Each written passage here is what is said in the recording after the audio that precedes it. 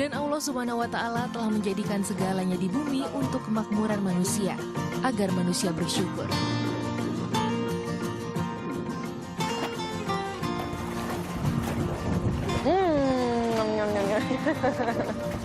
Enak, asin.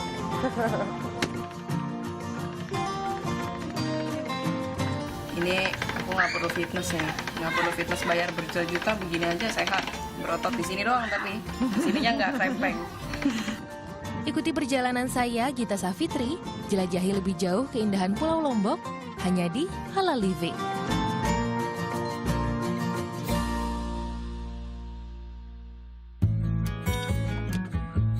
Assalamualaikum, masih di bumi 1000 masjid. Perjalanan kita lanjutkan.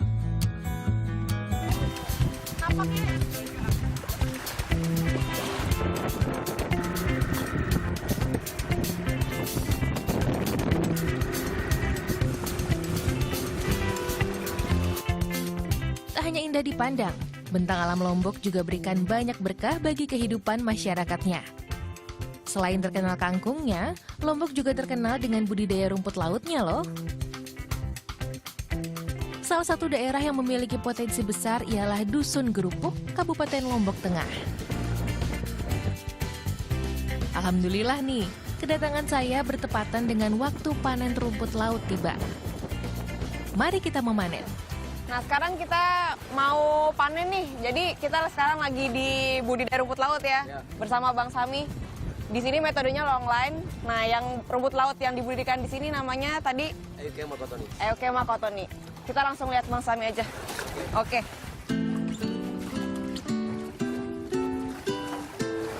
Budidaya rumput laut di sini dilakukan dengan 2 metode, rakit apung dan long line atau tali rentang. Di Nusa Tenggara Barat, khususnya wilayah Lombok Tengah, jenis rumput laut yang menjadi primadona Udang adalah nih. Uma cotoni. Beneran udang. Dari tadi kaki gue digerogotin mereka. Dibanding dengan Espinosum yang masih satu jenis, Ecotoni memiliki talus yang lebih besar dan tidak terlalu panjang. Nah, jadi kenapa warna si Eukema cotoni ini rada-rada coklat gitu? Karena memang dia itu masuk ke kategori alga merah. Nah, kalau kata Bang Sami, kalau warnanya cerah seperti ini, bagus tandanya. Soalnya kalau yang udah berjamur, istilahnya dia warnanya itu pucat. Dan ternyata kita bisa makan langsung ini. Aku mau coba ya, Bang? Ya, silakan. Hahaha. Nyam, nyam, nyam, nyam. Enak, asin. Untuk pembibitan perlu waktu masa tanam selama 30 hari. Namun, rumput laut baru akan siap dipanen setelah 45 hari. Long line berukuran 50 x 25 meter seperti ini bisa menghasilkan hingga 1,5 ton rumput laut loh teman-teman.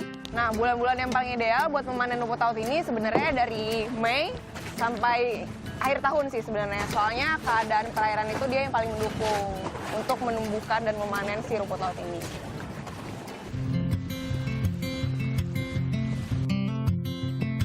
Perairan dengan arus yang cukup serta kadar garam yang stabil cocok banget untuk budidaya rumput laut jenis Ecotoni ini.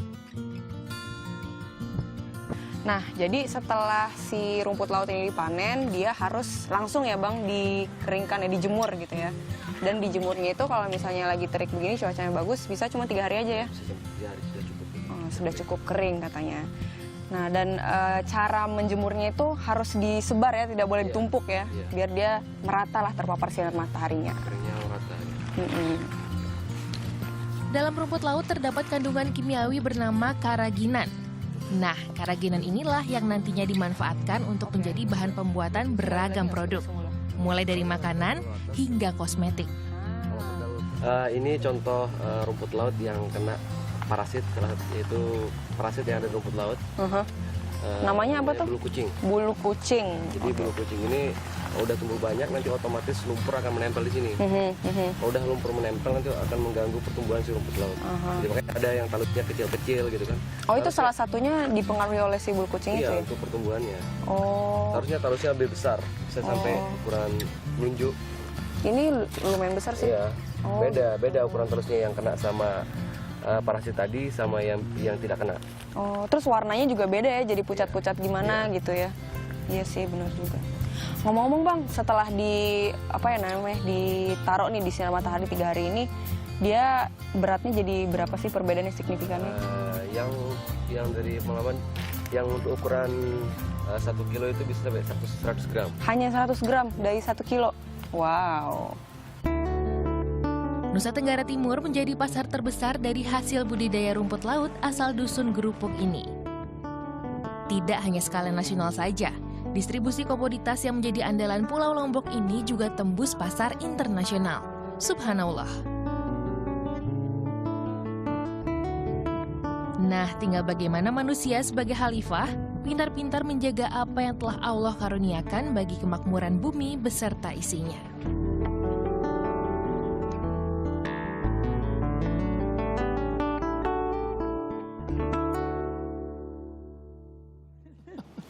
Dan tak hanya menjadi komoditi unggulan, rumput laut juga jadi sekian masif dijadikan macam olahan makanan dan juga skincare dan juga untuk wajah juga sekarang semuanya juga menggunakan seaweed atau rumput laut. Wakame kalau makanan Jepangnya ya. Memang banyak nih yang sudah mulai dari agar-agar, dodol hingga manisan rumput laut. Apalagi coba Ines biasanya lebih tahu nih kalau soal makanan nih. Jelly juga ya kan. Terus biasanya tuh ini es gitu loh, es rumput laut ya kan. Es rumput laut ya bener. Es rumput laut. Nah, ada juga nih termasuk olahan yang satu ini kita akan lihat.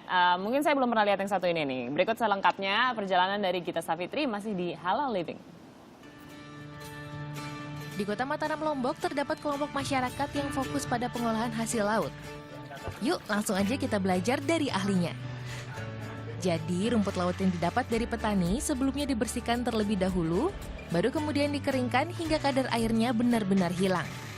Proses ini bertujuan agar rumput laut bisa tahan lebih lama dan dapat disimpan sebagai persediaan. Barulah saat ingin diolah, rumput laut kering tadi direndam sampai kembali ke bentuk semula. Rumput laut yang dipakai itu apakah memang kotoni juga ataukah ada yang lain? Yang tersedia banyak yang bisa gunakan kotoni sama spinosum karena selalu tersedia.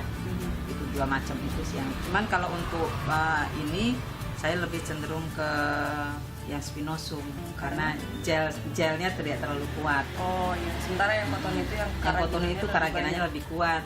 Jadi, bagus untuk dodol kalau itu. Betul.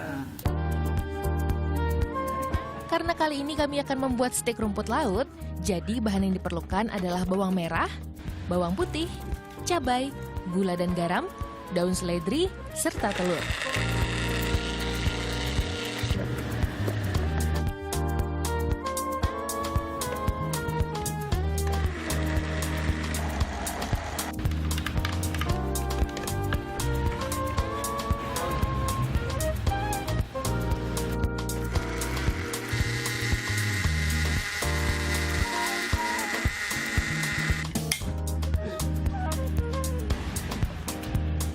Nah, tadi bumbu yang sudah di blender itu semuanya jadi kayak gini nih. Dan mau kita ikannya. betul. Ini sama tuang ikannya ya. Nah, terus mau dimasukin ke rumput laut yang udah di blender dan udah dimasak. Kenapa gua harus dimasak dulu? Supaya campur di tepung itu juga tepungnya jadi teksturnya bagus. Lebih mudah untuk diuleni. Bila dirasa cukup, campuran bumbu serta rumput laut yang sudah dimasak tadi kemudian dicampur dengan tepung terigu dan diaduk hingga rata. Wah, di proses ini aja aroma gurihnya sudah menggoda nih.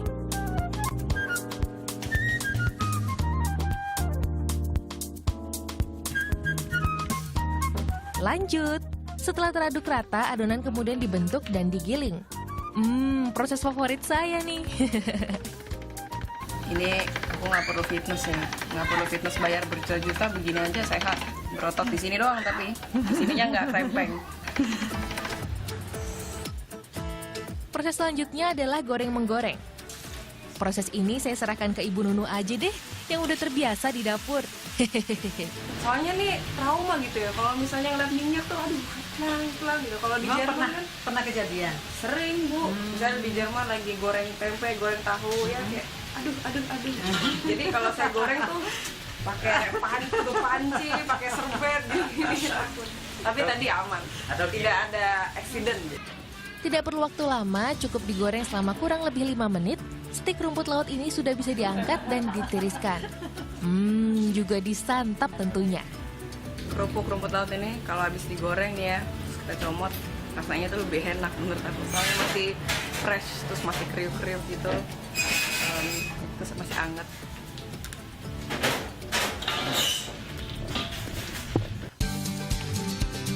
Tara! Jadi deh camilan stik rumput laut ala Gita dan Ibu Nunu. Bisa buat referensi kamu di rumah nih. Lumayan loh untuk teman minum teh atau kopi. Kalian lihat kan tadi, ternyata tuh untuk bikin keripik rumput laut kayak gini tuh usahanya panjang. Rumput lautnya harus dipanen, terus habis gitu harus dijemur, terus harus dicuci berkali-kali, harus dimasak kan, adonannya digiling-giling segala. Jadi tuh intinya tuh pesan moralnya adalah semua hal itu butuh pengorbanan. Udah gitu usahanya tuh harus keras, terus kita harus sabar. Jadi kalau gitu aku mau makanin dulu ya sampai habis ya. Sebagai penutup perjalanan di Pulau Lombok, kira-kira tujuan Gita kemana lagi ya? Nah makanya jangan sampai kelewatan ya episode selanjutnya, Minggu 17 September 2017 jam 6 pagi di Indonesia Morning Show. Wassalamualaikum.